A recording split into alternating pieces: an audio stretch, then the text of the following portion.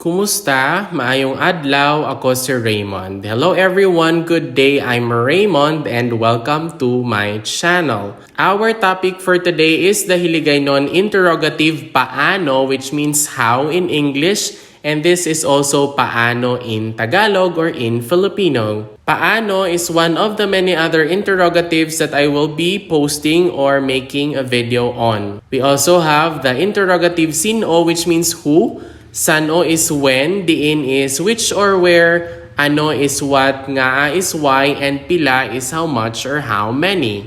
But for this video, we will only be focusing ourselves on the interrogative paano or how. Let us have the following sample sentences. Paano ka nakaabot dire? Paano ka nakaabot dire? That means how were you able to arrive here or to go here? Abot is to arrive and then dire is here. Paano ka nakaabot dire? Paano ka nakaabot dire sa Iloilo? Paano ka nakaabot dire sa California? Paano mo nasabtan ining pamangkot? Paano mo nasabtan ining pamangkot? When we say pamangkot, that's a question. Sabat, that's answer. So how are you able to answer this question? Paano mo nasabat ining pamangkot? Paano mo nasabat ining pamangkot? Paano ka nakaabot dire? Paano ka nakaabot diri sa Seattle? Paano mo nasabtan ining pamangkot? Paano mo nasabtan ining pamangkot? Paano magluto sang sinigang? Paano magluto sang sinigang? How do I cook sinigang or how is sinigang cooked? A sinigang is a famous Filipino dish. Paano magluto sang sinigang? Paano magluto sang sinigang? When we say luto, that means cook or to cook. Paano magluto sang sinigang? Paano ang pag-abri sini? Paano ang pag-abri sini? When we say abri, that's open and sini is this. So how do I open this? Paano ang pag-abri sini? Paano ang pag-abri sini? Paano ako magadaog sa contest? Paano ako magadaog sa contest? How do I win the contest? Daog is to win. Paano ako magadaog sa contest? Paano ako magadaog sa contest? Paano magluto sang sinigang? Paano magluto sang sinigang? Paano ang pag-abri sini? Paano ang pag-abri sini? Paano ako magadaog sa contest? Paano ako magadaog sa contest? Paano ka mangin akon? Paano ka mangin akon? That means how do I make you mine? Akon is mine. Mangin is make. Paano ka mangin akon?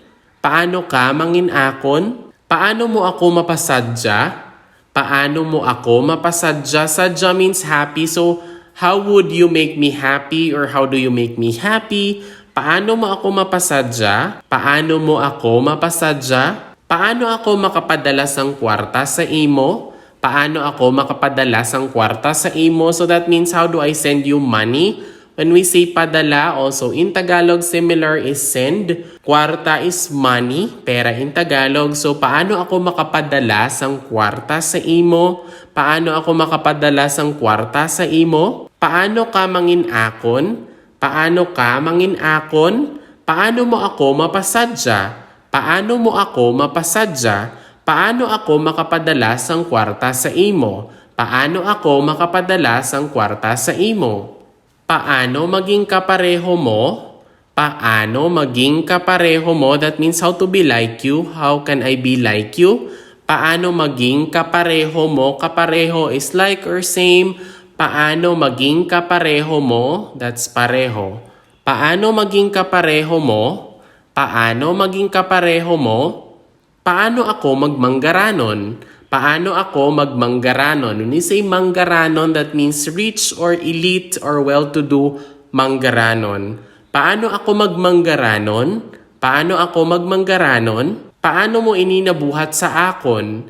Paano mo ini nabuhat sa akon? Buhat is do, and then akon is me. This means how mo ini nabuhat sa akon means how did you do this to me? Paano mo ini nabuhat sa akon?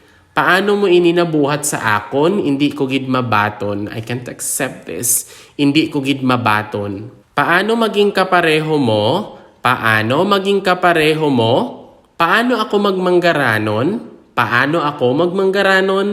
Paano mo ini nabuhat sa akon? Paano mo ini nabuhat sa akon? Paano ako makatulog temprano? Paano ako makatulog temprano? When we say tulog or tulog, makatulog, that's sleep, and then temprano is early. Paano ako makatulog temprano? How can I sleep early? Paano ako makatulog temprano? Paano ako makatulog temprano? Paano ka nakabakal sang salakyan? Paano ka nakabakal sang salakyan? How are you able to buy a car? Paano ka nakabakal sang salakyan? Paano ka nakabakal sang salakyan? Paano ko ini matapos? Paano ko ini matapos? How do I finish this? When you say tapos, that's finish or done. Paano ko ini matapos? Paano ko ini matapos? Paano ako makatulog temprano? Paano ako makatulog temprano? Paano ka nakabakal sang salakyan? Paano ka nakabakal sang salakyan?